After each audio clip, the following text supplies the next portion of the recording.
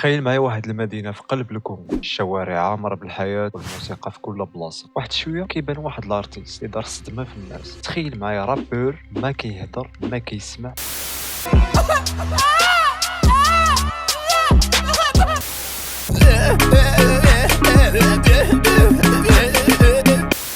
كيرابي حتى هو في لاسين والجمهور كيتعجب، كيقولوا كيفاش هذا رابور وما كيدوي ما كيسمع ما والو. شي وحدين كيقولوا بلي راه بصح زنزوم وبصح ما كيسمعش، وشي وحدين كيقولوا بلي راه هذاك غير ستايل ديالو وبغى تعرف هكاك وصافي. هذا الرابور هذا هو ام سي بابا، وسوا كنتي مآمن بانه بصح زنزوم وعنده اعاقه او لا كتشك فيه، فراه كاملين غنتفقوا على انه قلب كاع القواعد التقليديه ديال الراب.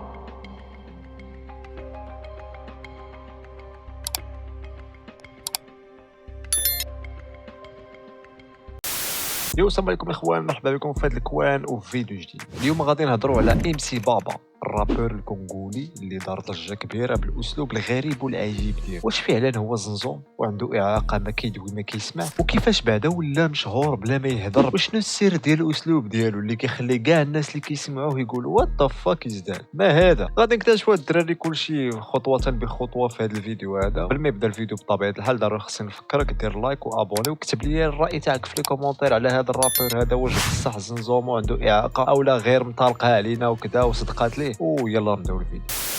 القضيه اللي غنبداو بها بعدا، شكون هو ام سي بابا؟ بعدا ام سي بابا هو واحد الرابور اللي تزاد في البرازيل. اشنو البرازيل اخويا؟ لا السويد، تزاد في برازافيل في الكونغو. حتى هو معنا في هذه افريقيا هذه مقاوده عليه بحالو بحال. بدا المسيره الفنيه ديالو في 2021، مده اللي ماشي بعيده صراحه، وبالزربه ولا حديث السوشيال ميديا، ماشي بسبب الاغاني التقليديه اللي فيها كلمات وكذا، ولكن بسبب اسلوب ديالو اللي سميتو ديف هوب، يعني الراب بلا كلمات. ما كاين لا كلمات لا والو، غير ايماءات، حركات، ايقاعات غير لفظيه وصافي.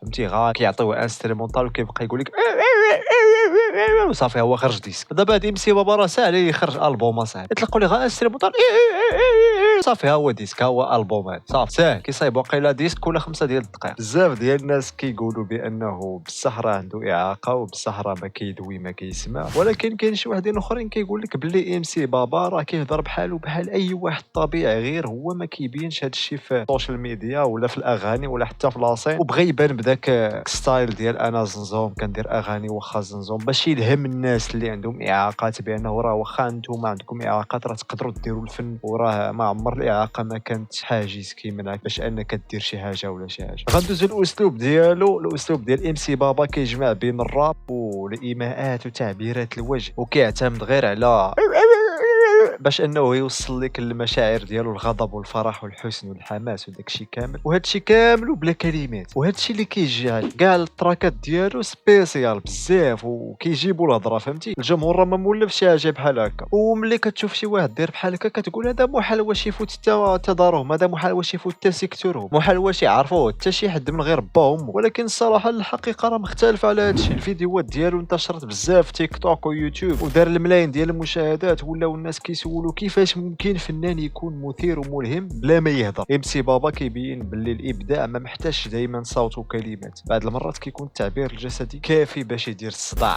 وكاي رابور اخر، ام سي بابا دار فيت حتى هو مع روابا اخرين، مع النجوم ديال الكونغو، الروابا تاع الكونغو دار معاهم فيتات، شارك في اغاني اللي شدت الانتباه العالمي. تخيل تشوف دابا انت رابور كيتحرك وكيعبر غاب التخربيق، غاب التوب لاينات، والجمهور كيغني معاه حتى هو كيقول في لاسين والجمهور حتى هو معاه.